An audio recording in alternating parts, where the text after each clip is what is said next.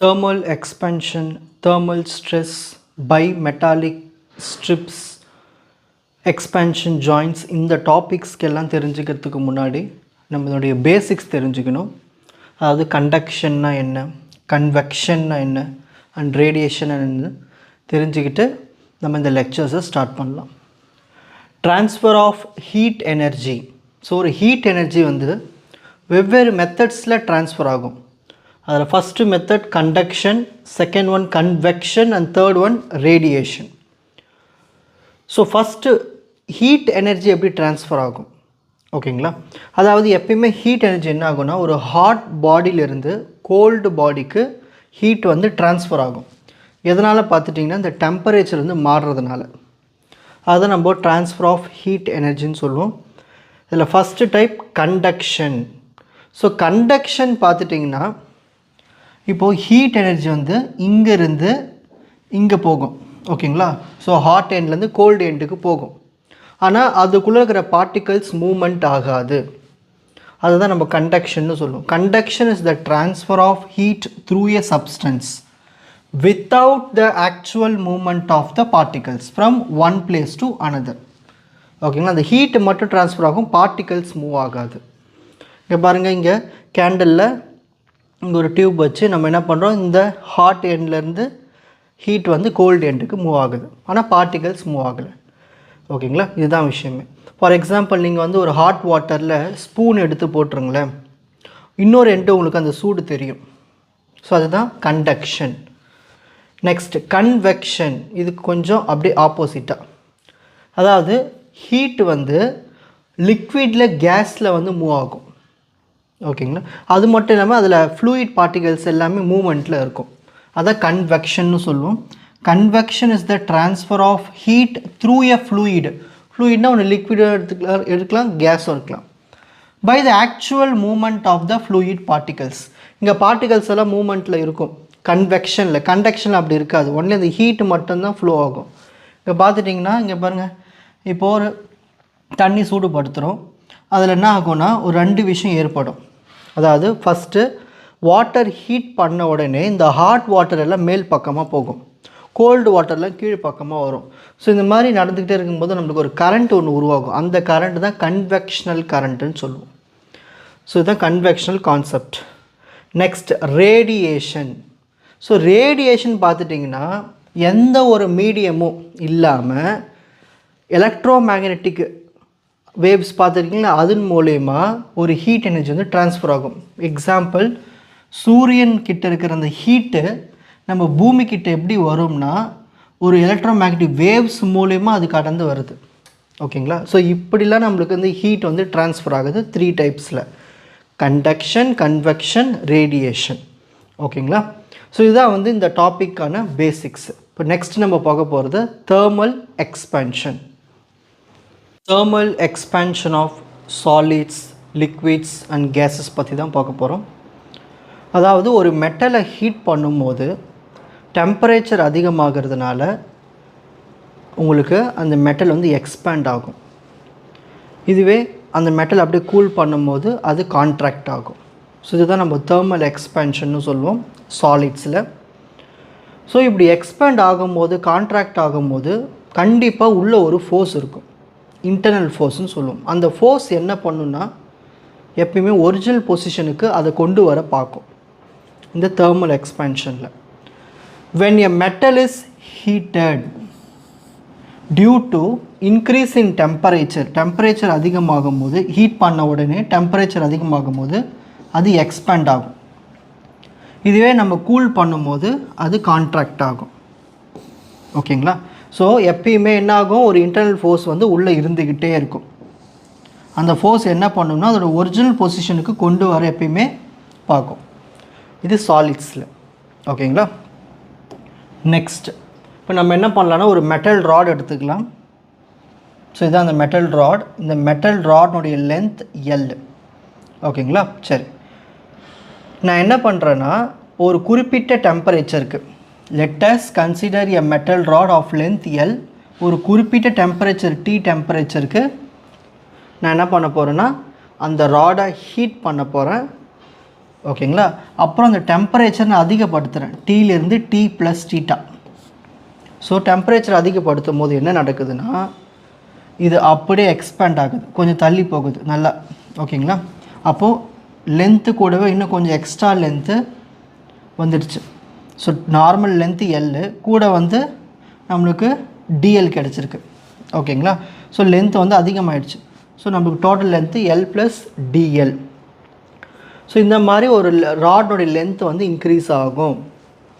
Temperature அதிகப்படுத்தும் போது metal வந்து எக்ஸ்பேண்ட் ஆகுது. ஸோ தேர்மல் எக்ஸ்பேன்ஷன் இந்த கோஎஃபிஷியன்ட் எப்படி கண்டுபிடிக்கலாம்? அந்த கோஎஃபிஷியன்ட்டுக்கான சிம்பிள் ஆல்ஃபா ஈக்குவல் டு நம்மளுக்கு புதுசாக எக்ஸ்பேண்ட் ஆன வேல்யூ என்னது? டிஎல், புது டிஸ்டன்ஸு. நெக்ஸ்ட்டு நம்மளுக்கு ஒரிஜினல் லென்த்து எல், அப்புறம் எக்ஸ்ட்ராவாக நம்ம டெம்பரேச்சர் ஆட் பண்ணது தீட்டா. ஸோ இது ரெண்டுத்தையும் மல்டிப்ளை பண்ணிவிட்டு நம்ம ரெண்டும் ரேஷியோ எடுக்கும்போது நம்மளுக்கு கிடைக்கிறது தான் வந்து coefficient of thermal expansion. For example இப்போ நம்ம தீட்டா வந்து யூனிட் எடுத்துக்கிறோம். அப்போ என்ன ஆகும்? DL by L. இந்த தீட்டா 1 ஆச்சுன்னா 1 × L L. So ratio between change in length per unit rise in temperature. So டெம்பரேச்சரில் நான் ஒரு யூனிட்டை அதிகப்படுத்தும் போது எனக்கு கோஎஃபிஷியன்ட் ஆஃப் தேர்மல் எக்ஸ்பேன்ஷன் என்ன கிடைக்குது? DL by L, change in length by original length. So இது நம்ம சாலிட்ஸில் இப்படி பார்ப்போம். நெக்ஸ்ட் ஒரு லிக்விட்ஸில் எப்படி வந்து எக்ஸ்பேன்ஷன் ஏற்படுதுன்னு பார்க்கலாம். ஃபார் எக்ஸாம்பிள் நம்ம இந்த மெர்க்குரி இன் கிளாஸ் தெர்மோமீட்டர் எடுத்துப்போம். இதில் பார்த்துருக்கீங்களா தெர்மோமீட்ரு மெர்க்குரி வந்து மேலே போகும் அப்படி. எப்போது? டெம்பரேச்சர் அதிகமாகிடுச்சுன்னா. இப்போ ஜுரம் வந்துச்சுன்னா நம்மளுக்கு தெர்மோமீட்டர் வச்சு செக் பண்ணி பார்ப்பாங்களே ஸ்டார்டிங்லலாம் அப்படியே அந்த மெர்க்குரி மேலேனாகும் ரைஸ் ஆகும்.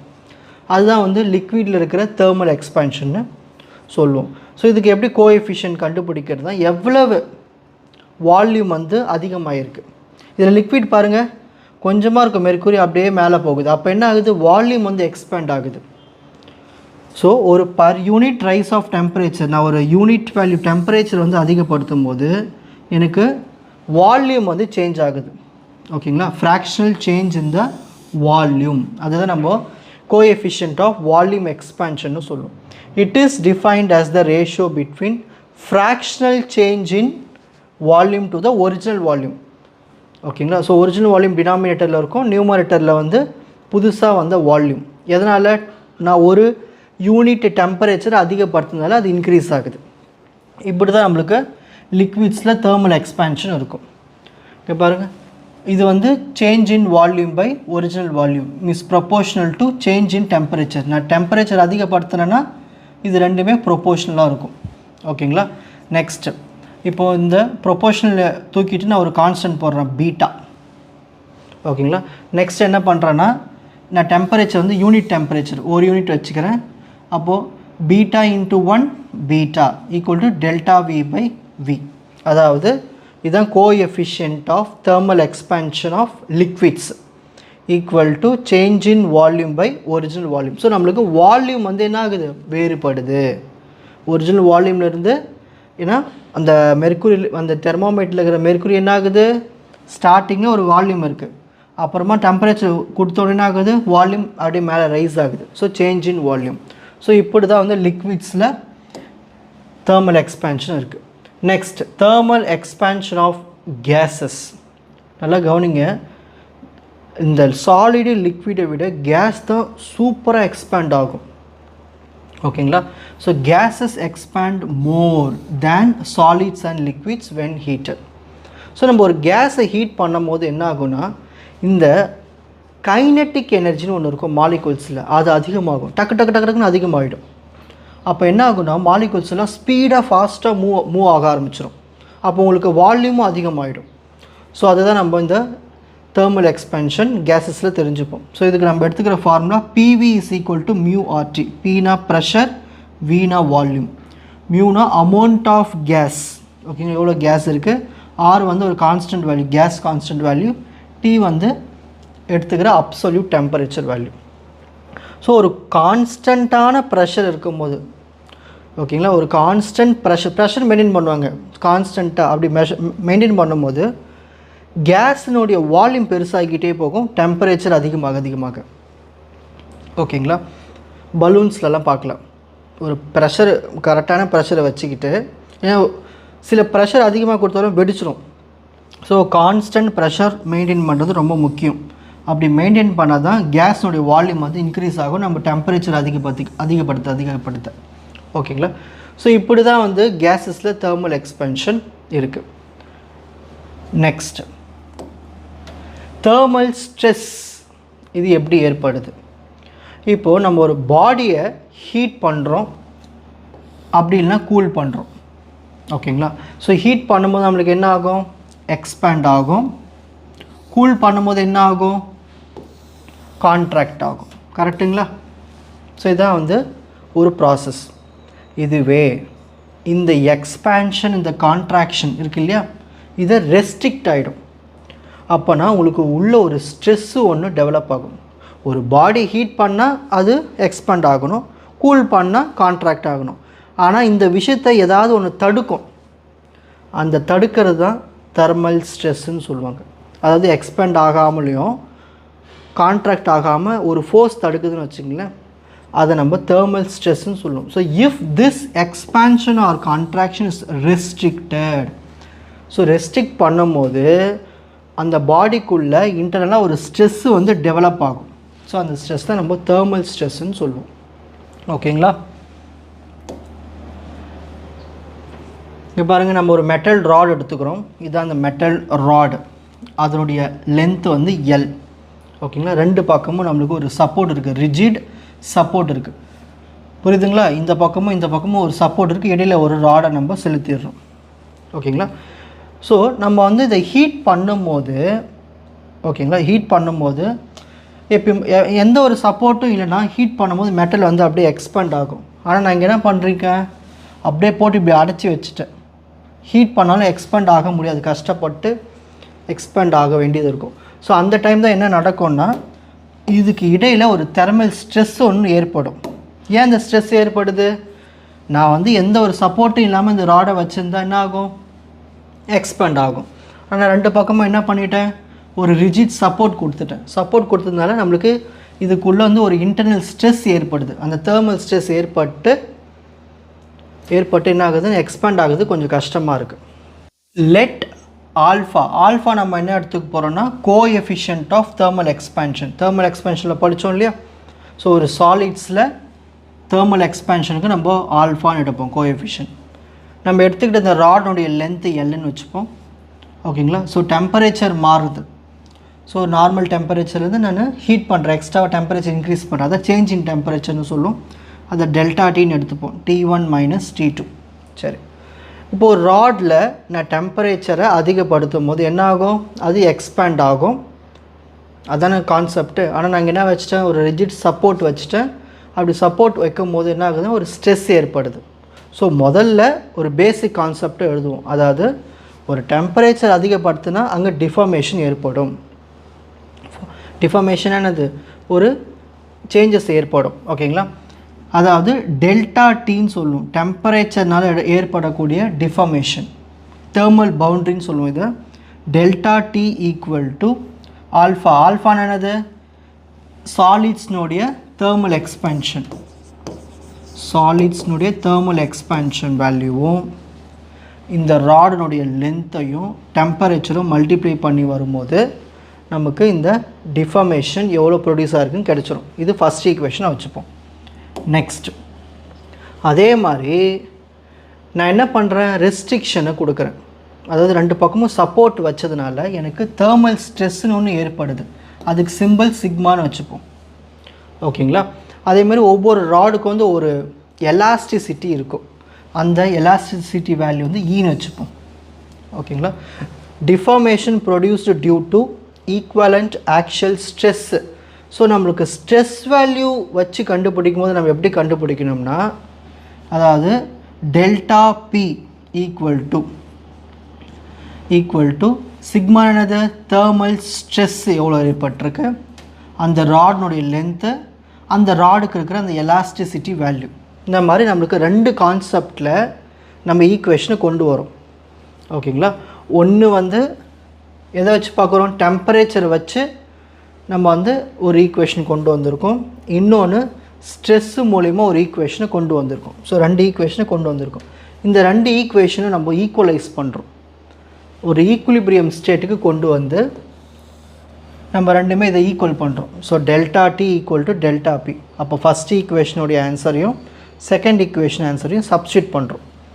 இங்கே பாருங்கள், இப்போ எல் கேன்சல், இந்த இ இங்கே கொண்டு போயிடுங்க, அவ்வளோதான். So sigma equal to E alpha delta T. ஈனானது எலாஸ்டிசிட்டி, அந்த ராட்னுடைய எலாஸ்டிசிட்டி. ஆல்ஃபானானது coefficient of thermal expansion. Delta டினா சேஞ்ச் இன் டெம்பரேச்சர். ஸோ இந்த 3 வேல்யூ நம்ம மல்டிப்ளை பண்ணும்போது நமக்கு என்ன கிடைக்கிது? தெர்மல் ஸ்ட்ரெஸ்ஸு அதுக்குள்ளே எவ்வளோ இருக்குதுன்னு நம்ம ஈஸியாக கண்டுபிடிச்சிடலாம். ரொம்ப ஈஸி தானே?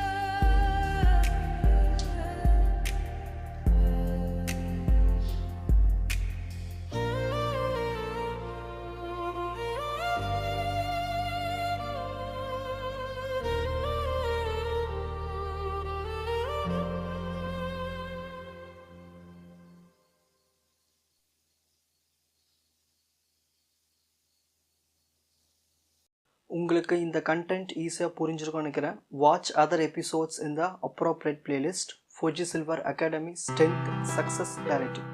வணக்கம்.